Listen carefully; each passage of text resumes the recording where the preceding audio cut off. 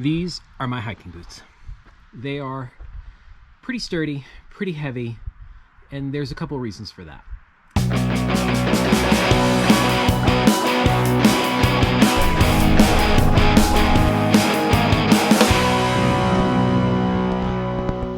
I think that your first time backpacking, or your first season backpacking, you should be wearing something that's pretty sturdy and supportive to both protect your feet, but also you haven't built up strength in your ankles and your calves and your feet. So I think that that's a really good idea for most people for their first season. This is my everyday shoes. They are the exact opposite of these boots. They are not waterproof. They are extremely flexible. They don't offer a whole lot of support. And even in these boots, I use a footbed insert. On these, I do not. And these are really the balance of a question that is plaguing the outdoor industry right now. So the obvious advantage of something that's waterproof is that it keeps your feet dry. But there's a problem with that, or I guess a downside.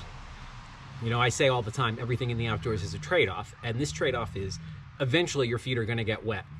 Water's going to go in the top or something like that. Or once the inside of a waterproof boot gets wet, it's really hard to dry it out, particularly in the backcountry. Now, the flip side is, if you're hiking in something that's not waterproof, you are going to get wet, and you're going to get wet relatively quickly. If you walk through a field that's damp from dew, your feet are going to get wet. But the flip side is, because air moves through this so quickly, they dry super quick. And so a lot of professionals in the outdoor world are saying, waterproof boots are just a bad idea. We never should have done them in the first place because it takes them so long to dry. And I love this boot. This boot is the Aslo Fugitive, which I think is one of the best boots ever made. I absolutely love it, but I wish there was a non-waterproof version of it. And so obviously the right answer is whatever is right for you. Some people go for a waterproof boot, some people do not. I'm sort of in between. As I said, if I could get that as a non-waterproof, I would do it. But you have to make the call as to what's right for you.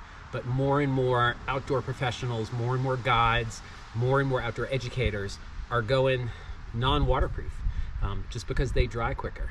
And then some people are doing this. Just going with sandals. Sandals and socks are super comfy. But in the backcountry or around camp, they're great.